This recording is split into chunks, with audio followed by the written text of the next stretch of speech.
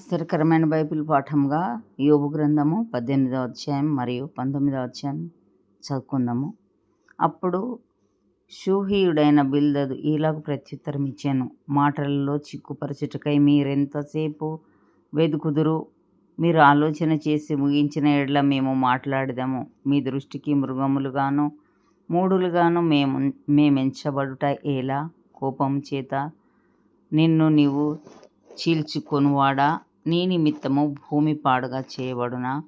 నీ నిమిత్తము కొండ దాని స్థానం తప్పునా? భక్తిహీనుల దీపము ఆర్పివేయబడును, వారి అగ్నిజ్వాలలు ప్రకాశింపకపోవును. వారి గుడారములో వెలుగు అంధకారమగును, వారి యొద్దనున్న దీపము ఆరిపోవును. వారి పటుత్వం గల నడకలు అడ్డగింపబడును, వారి స్వకీయ ఆలోచన వారిని కూల్చును. వారు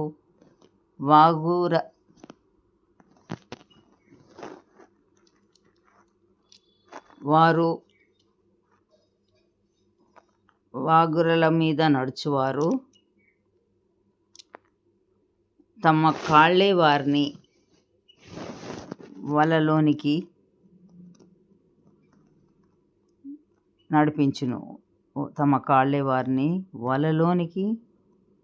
నడిపించును. బోను వారి మడిమెను పట్టుకొనును, వల వారిని చిక్కించుకొనును. వారిని చిక్కించుకొనుటకై ఉరి నేలను ఉంచబడును, వారిని పట్టుకొనుటకై త్రోవలో ఉచ్చు పెట్టబడును. నలుదిక్కుల భీకరమైనవి వారికి భయం కలగచేయును, భయములు వారిని వెంటాడి తరుమును. వారి బలము క్షీణించిపోవును, వారిని కూల్చుటకు ఆపద కాచి ఉండును. అది వారి దేహ అవయవములను భక్షించును, మరణ జ్యేష్ఠుడు వారి అవయవములను భక్షించును. వారి ఆశ్రయమైన వారి గుడారంలో నుండి పెరికివేయబడుదురు. వారు భీకరుడగు రాజునొద్దకు కొనిపోబడుదురు. వారికి అన్యులైన వారు వారి గుడారంలో నివాసం చేయుదురు.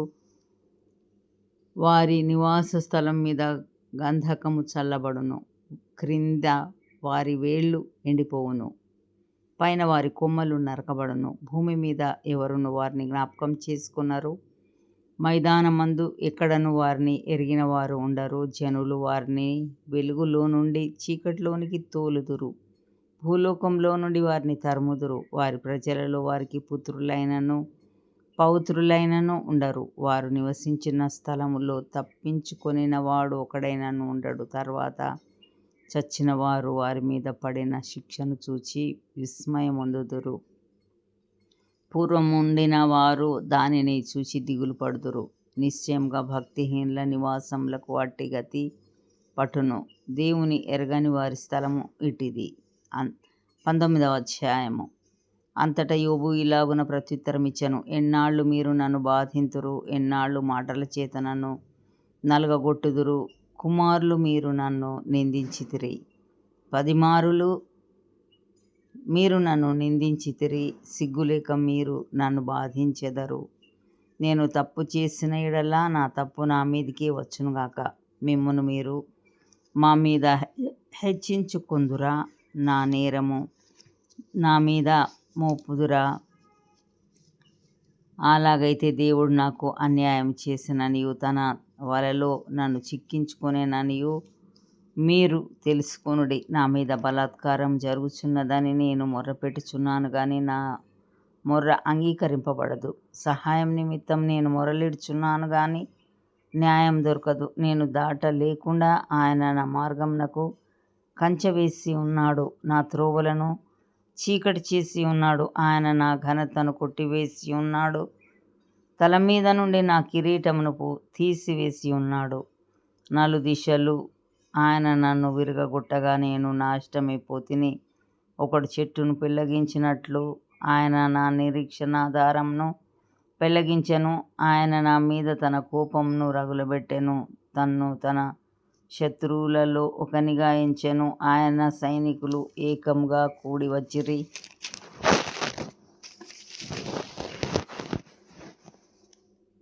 వారు నా మీద ముట్టడి దిబ్బలు వేసిరి, నా గుడారము చుట్టూ దిగిరి. ఆయన నా సహోదర జనమును నా సోదర జనమును నాకు దూరం చేసి ఉన్నాడు. నా నెలవరులు నాకు కేవలము అన్యులైరి. నా బంధువులు నా యొద్దకు రాకయున్నారు. నా ప్రాణ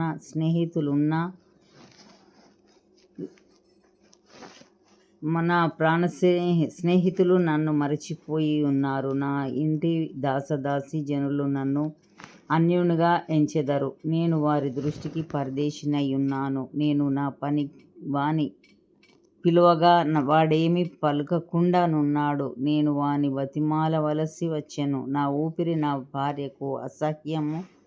నేను కనిన కుమారులకు నా వాసన అసహ్యము. చిన్నపిల్లలు సహా నన్ను తృణీకరించెదరు. నేను లేచట చూచిన ఎడ్ల బాలురు నా మీద దూషణలు పలికెదరు. నా ప్రాణ స్నేహితులకందరికీ నేను అసహ్యుడనైతిని. నేను ప్రేమించిన వారు నా మీద తిరుగుబడి ఉన్నారు. నా ఎముకలు నా చర్మంతోనూ నా మాంసముతోనూ అంటుకొని ఉన్నవి. దంతముల అస్థి చర్మము మాత్రము నాకు మిగిలింపబడి ఉన్నది. దేవుని హస్తం నన్ను మొత్తి ఉన్నది. నా మీద జాలిపడుడి, నా స్నేహితులారా, నా మీద జాలిపడుడి. నా శరీర మాంసము పోవుట చాలుననుకొనక దేవుడు నన్ను తరుమునట్లుగా మీరేల నన్ను తరుముదురు. నా మాటలు వ్రాయబడవలెనని నేనెంతో కోరుచున్నాను. అవి గ్రంథంలో వ్రాయబడవలెనని నేనెంతో కోరుచున్నాను. అవి ఇనుప పొగరతో బండ మీద చెక్కబడి సీసముతో నింపబడి నిత్యము నిలువవలెనని నేనెంతో కోరుచున్నాను. అయితే నా విమోచకుడు సజీవుడనియు తరువాత ఆయన భూమి మీద నిలుచుననియు నేనెరుగుదును. ఈలాగు నా చర్మము చీకిపోయిన తరువాత శరీరముతో నేను దేవుని చూచెదను. నా మట్టుకు నేనే చూచెదను, మరి ఎవరునూ కాదు. నేనే కన్నులారా ఆయనను చూచెదను. నాలో నా అంతరింద్రియములు కృషించి ఉన్నవి. జరిగిన దాని కారణము నాలోనే ఉన్నదనుకొని మేము దానిని ఎట్లు తరిమెదమా అని తలంచిన ఎడల మీరు ఖడ్గమునకు భయపడుడి. తీర్పు కలుగునని మీరు తెలుసుకొనున్నట్లు ఉగ్రతకు తగిన దోషములకు శిక్ష నియమింపబడును. ఇంతటితో ఈ దినం కొరకైన బైబిల్ పాఠము సరి.